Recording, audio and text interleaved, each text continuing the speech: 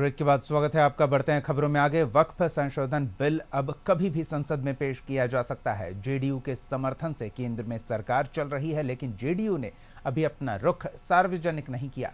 JDU MLC गुलाम गौस ने इसका खुलकर विरोध किया है। गुलाम गौस ने कहा कि किसी भी कीमत पर इसे बर्दाश्त नहीं करेंगे। हमारे पूर्वजों की दान की गई जमीन पर सरकार की नजर है। ये गरीबों, विधवाओं के लिए है। गुलाम गौस की क्या राय है वक्फ बिल पर, यह जानने की कोशिश की हमारे सहयोगी प्रीतम ने। वक्फ संशोधन बिल इस हफ्ते या 2-3 दिन के अंदर कभी भी संसद में पेश हो सकता है। बिहार में सत्तारूढ़ जनता दल यूनाइटेड के समर्थन से इस वक्त केंद्र में नरेंद्र मोदी की सरकार चल रही है, भाजपा की सरकार चल रही है।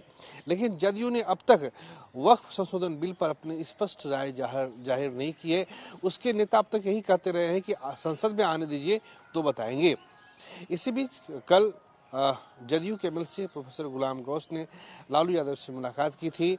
सर, कल मुलाकात हुई है, क्या बताया आप लोग? उन्होंने सपोर्ट किया आपको इस बिल पे? नहीं सर, ये बिल्कुल शिष्टाचार भेंट था।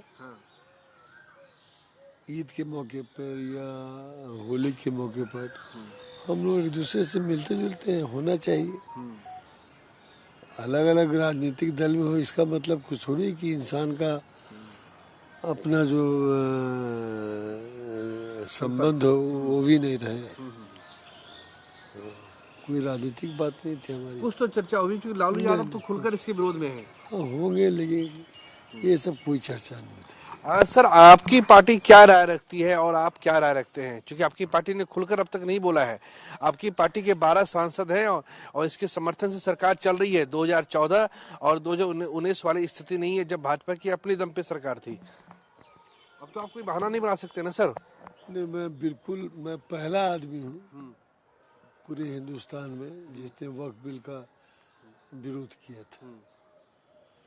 हमारी स्पष्ट मान्यता है कि केंद्र की सरकार जब से आई इस देश में, कभी बाबरी दादरी, कभी लौ जिहाद, कभी घर वापसी, कभी 3 तलाक, कभी एनआरसी, कभी 370, कभी मॉब लिंचिंग और अब वक्फ। इसके निशाने पे कौन लोग हैं, किन लोगों को निशाना बनाया जा रहा है, ये सारे देशवासी समझते हैं। वक्फ की जायदाद जो वर्तमान से किसी का दिया हुआ नहीं, हमारे पुरखों ने दिया था। कैमरा पर्सन सुनील के साथ प्रीतम कुमार, कशिश न्यूज, पटना।